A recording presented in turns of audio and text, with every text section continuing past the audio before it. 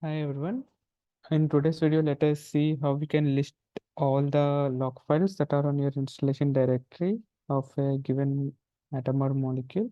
So in my case, it is a Linux environment. So I'm just trying to list all the uh, mo- uh, .lck files. So this is a simple command. We have it's a general command to use any file. I'm using a .lck with a wildcard to list all the files that are with .lck. So basically, I'm in my installation on directory. Uh, so if I just click enter, I will have all the list of .lck files. So you can take action accordingly. Sometimes you might want to delete the log files that is actually hampering your atom or molecule restart. So during that time, this command will be very handy.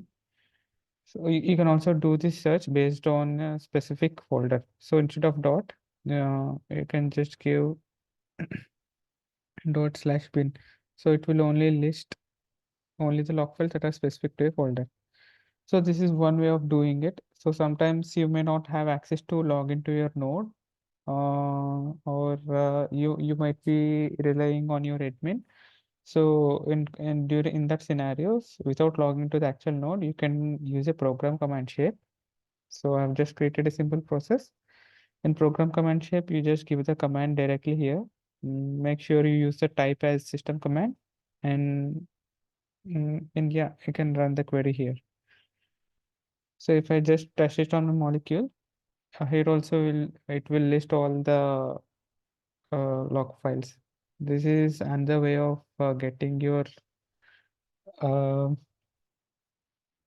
log files by using a program command shape. So this is a program command shape. So the output will not be sent as a document.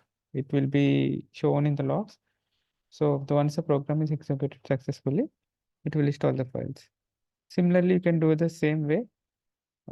Based query for the run the command based on a specific directory if you wanted. In reality, the list will be huge and it gets truncated. Okay, thanks for listening to this video. In the next video, we'll see how we can send the program command output as a document, like in that will subsequently pass to the next shape. Because if you see in the stop shape, you don't see the output from the program command shape. So in the next video, we'll see how this can be done. Thanks for listening to this video. Have a nice day ahead. Thank you.